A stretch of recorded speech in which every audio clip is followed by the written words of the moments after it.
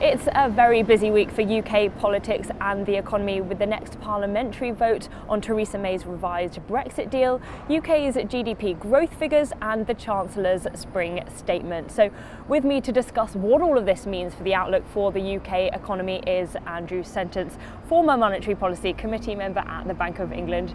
Andrew, thanks so much for joining us. Let's start with the spring statement.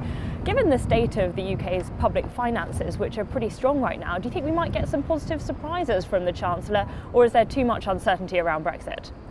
Well, I think there are two conflicting pressures on the public finances in the sort of background to the spring statement. The first is that actually the economy is slowing down, so you would expect a slowdown in the economy to generate less tax revenue to make public finances less good.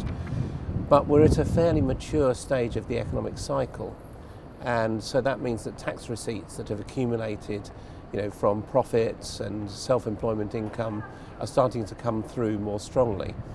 So public finances are looking much better. I would expect the Chancellor to use some of that benefit to try and support the economy as we go through the Brexit process. So you've said that the autumn budget is a ridiculous idea, but wouldn't it be impossible for the Chancellor to deliver a full spring budget now, given all of that uncertainty around Brexit? Well, yes. I mean, so we've been through this cycle before. We went through it in the 1990s when Ken Clarke introduced an autumn budget.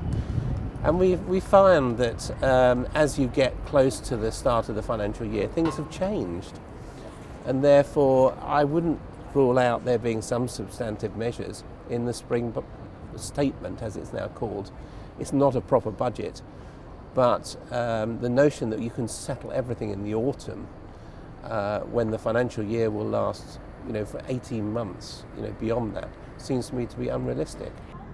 The OECD recently downgraded its outlook for UK GDP. Tell me your forecasts for where you see the UK going after Brexit.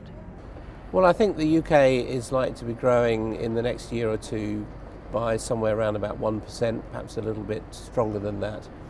And there are two reasons for that. One is Brexit itself, but also we're reaching a sort of more mature phase of the global economic cycle. So the global economy is slowing down. And so when our major trading partners in Europe and elsewhere in the world are slowing down, that's going to have an impact on our growth. I think we have to be realistic about the sort of growth rates we expect in what I call this new normal environment. So 1 to 2% growth for the UK economy is quite good. How do you think that Brexit has actually impacted the UK since the referendum? Because, like you point out, it is over a decade since the financial crisis, and we're seeing a number of economies around the world slow. Italy now in recession, Germany narrowly staving off a recession, and China seeing a serious economic deceleration. So how do you disentangle Brexit from those other economic pressures that are out there? Well, I think there have been two major impacts from Brexit on the UK economy so far. One is the fact that the pound fell quite substantially and is still languishing in pretty weak territory. And even though inflation is now coming down, that has been a squeeze on consumers. And secondly, that we've had the uncertainty impacting investment. And if you look at the latest figures for investment, I think in quarter 4 of last year, business investment was nearly 4% down on a year ago, which is really very disappointing performance when the world economy has been performing really quite well. Now let's talk about your old stomping ground, the Bank of England, because you pointed to the fact that the pound has depreciated considerably. Now I think that's creating a bit of a divide at the Bank of England about what to do in the case of a no-deal Brexit, because it's expected that would lead to a sharp slump in the pound. Some members on the MPC think that means that we should raise rates. Others think that because of the decline in GDP that could come about, we should be cutting rates. Where do you stand on that debate? Well, I'm not sure that in the case of a no-deal Brexit, the Bank of England should be raising rates. That's going to be quite a negative scenario for the UK economy. And the financial stress test that the bank put out quite recently that suggested that it might raise rates to over 5% in that sort of scenario seems to me totally ludicrous. They barely struggled to raise interest rates by 1/4 or 1/2% in recent times. So I would expect that in the case of a no-deal Brexit, which is something that I don't want to see, and I hope we don't see, interest rates would remain low, and that would be the most sensible thing to do. So Mark Carney has recently said that he thought that a no-deal Brexit wouldn't be as bad as he said it would be 3 months ago. So where do you stand on this? How bad would a no-deal be for the UK economy? Well, I think there are two aspects to a no-deal Brexit. One is the short-term dislocation, which could last 3 to 6 months. But I think the economy would adjust to that. And then I think the other consequences would be much more longer term, in terms of the fact that we would find it difficult to re-establish our trading relationships. But the notion that the Bank of England put out, that this would create somehow the worst recession since the 1930s, seems to me to be totally unrealistic.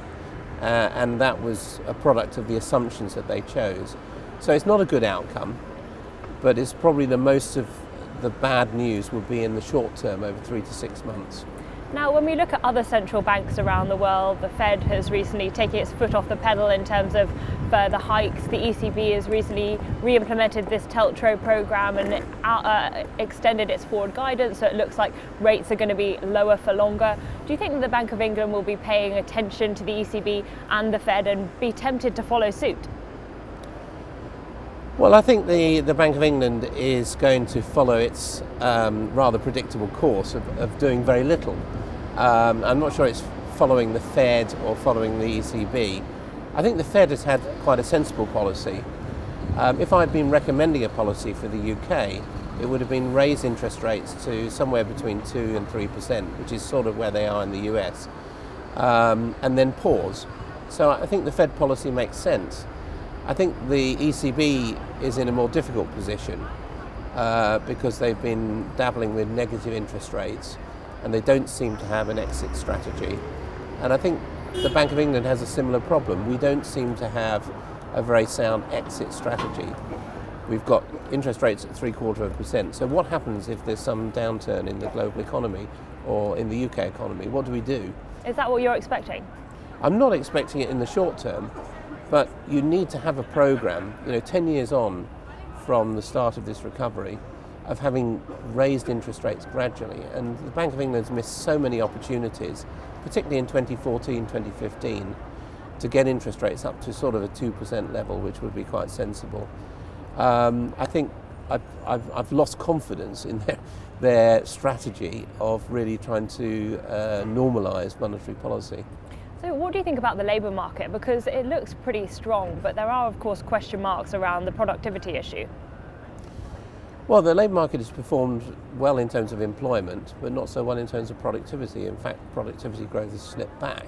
It seemed to be recovering a bit, but it's slipped back now. This is not an uncommon pattern for G7 economies, or the mature industrialised economies, which the UK is part of. Across the industrialised world, we've seen weak productivity growth but very good employment performance. And so we've got G7 unemployment is at the lowest level that we've seen since the 1970s. So I think we need to see this as an international phenomenon. In the wake of the financial crisis, when interest rates were cut to such low levels, it's maybe had some distortionary impact on our economy, which is contributing to this productivity growth problem, but is also supportive of companies hanging on to labour. And what about inflation? What are the main risks to the outlook for inflation? Does it come from further declines in the pound that will push up price levels? I think inflation is not a massive worry at the moment, and I think one of the problems of our monetary policy framework is it's been geared too strongly around inflation, and therefore the Bank of England feel that if they can get inflation down to below 2%, they don't need to worry about raising interest rates. I think we need a broader economic policy framework which not only looks at inflation but looks at the overall impact of interest rates on the economy, and that's perhaps something that needs to be addressed over the next few years. And finally, who would you like to see take over from Mark Carney in January 2020? Well, I don't have any sort of preferred candidates. I think it's important that the person who takes over from Mark Carney is very familiar with the UK economy, We have a lot of very good candidates here in the UK, also very experienced in terms of monetary policy. There are some good candidates inside the bank, there are some good candidates outside the bank. I think that's something for the government to deal with. I think the whole process of replacing Mark Carney has not been handled particularly well, and really there should have been a clean end date for his governorship where somebody new was appointed. That hasn't happened, but okay, we'll get to that point within the next year or so. How difficult do you think it is to be a monetary policy maker right now, given everything that's going on in Westminster and all of that political uncertainty? Well, it's always been said to be difficult in terms of dealing with monetary policy. I think where I'm slightly uneasy about the MPC at the moment is that they haven't been very courageous. They haven't taken some strong decisions when perhaps the economic data was pointing in that direction, particularly 2014, 2015, when there was a case for raising UK interest rates. And if you miss those opportunities, as you get into more difficult circumstances as we're now in, and then it becomes much more complicated.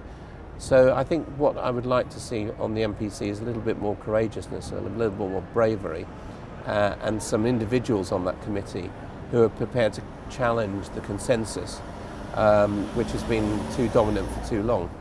Andrew, thank you so much for your time. That was Andrew Sentance, a former Monetary Policy Committee member at the Bank of England. I'm Victoria Scholar, and thank you for watching IGTV.